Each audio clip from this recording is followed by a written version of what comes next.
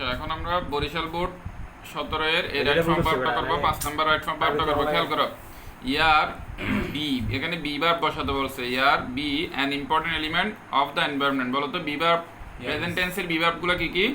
M is are. তাহলে ইয়ারের সাথে ইজ বসে। Air is an important element, মানে বায়ু হলো একটা গুরুত্বপূর্ণ উপাদান, হ্যাঁ, পরিবেশের। এরপর দেখো, but it is constantly being pollute. আচ্ছা দেখো তো, ইজ বিং, এখানে ইজ বিং আছে। এমবিং ইজ বিং আরবিং হলে বি3 হয়। এমবিং ইজ বিং আরবিং হলে কি হয়? বি3 হয়। তাহলে প্রথমটা ইজ, পরেরটা পলিউটেড, একটা ইডি লাগাবো। এখানে ই আছে, শুধু একটা ডি লাগাবো। পলিউটেড, ওকে, পলিউটেড। তার মানে কি? তার মানে এই বায়ুটা সবসময় দূষিত হয় বিভিন্নভাবে। তারপর we make fire to cook food, আমরা আগুন তৈরি করি কি করতে? খাবার রান্না করতে। অ্যান্ড এখন দেখো ডুটা কি করব? তাহলে একটা জিনিস খেয়াল করো, অ্যান্ড এর আগে টু কুক আছে। টু এর পরে কি শিখছিলাম আমরা বলো তো? টু এর পরে বি1 হয়, টু এর পরে বি1 হয়। তাহলে কুক এটা কি? বি1। তাহলে এখানে অ্যান্ড দ্বারা যুক্ত আছে এটা, তাহলে ওটা কি হবে? ওইটাও প্রেজেন্ট হবে। তাহলে ওইটা টু ডু হওয়ার কথা। যেহেতু টু এদিকে আছে, আমরা টু লিখবো না, এটা শুধু ডু এ বসে যাবে, শুধু ডু। বুঝে গেছে? এরপর দেখো, একটু খেয়াল করো, দিস ফায়ার ইমিটস এ স্মোক, এটা বলতেছে এই আগুন, ইমিট মানে নির্গত করে ধোঁয়া, হুইচ যেটি কন্টামিনেটস, এখানে এস হবে। খেয়াল করো, তাই এস কেন হয়েছে বলো তো? কন্টামিনেটস ইয়ার। এই যে এখানে হুইচ দিয়ে কাকে বুঝেছে বলো তো? স্মোককে। তাহলে এই স্মোকটা কন্টামিনেটস করে। কন্টামিনেট শব্দ অর্থ জানো? দূষিত করা। তাহলে স্মোক এটা কি থার্ড পারসন সিঙ্গুলার নাম্বার হিসেবে কাজ করতেছে না? হ্যাঁ, তাহলে ভার্বের সাথে কি দিবে? আসবা ইয়েস, এখানে এস দিলে হবে। তাহলে কন্টামিনেটস ইয়ার। এবার দেখো, ভেহিকলস পলিউট এয়ার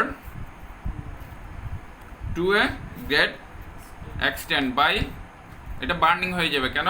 বাই একটা প্রিপোজিশন, টু বেরিতে সকল প্রিপোজিশনের পরে আইএনজি, তাহলে বাই বার্নিং। বুঝছো কিনা বলো? এখানে আমরা কি যুক্ত করব? ING, by burning fuel. এই খেয়াল করো। এরপর দেখো, এয়ার পলিউশন অলসো বাই একটা প্রিপোজিশন, তাহলে বাই এর পরে ভার্বের সাথে আইএনজি হবে। মনে আছে না সূত্রটা? হ্যাঁ, এবার দেখো, air pollution also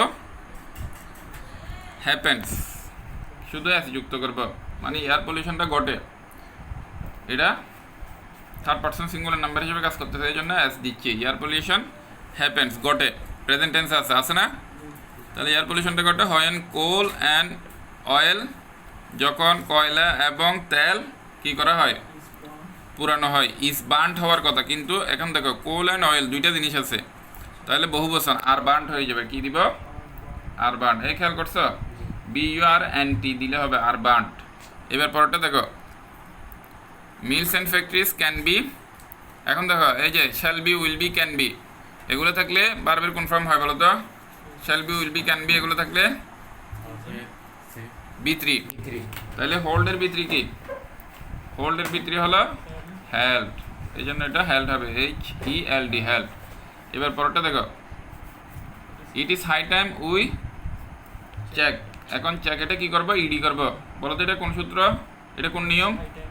it is high time থাকলে, ইট ইজ হাই টাইম থাকলে ভার্বের বি2, এই জন্য checked. It is high time we checked air pollution, otherwise we dash suffer অ্যালট, অন্যথায় আমরা ভুগব।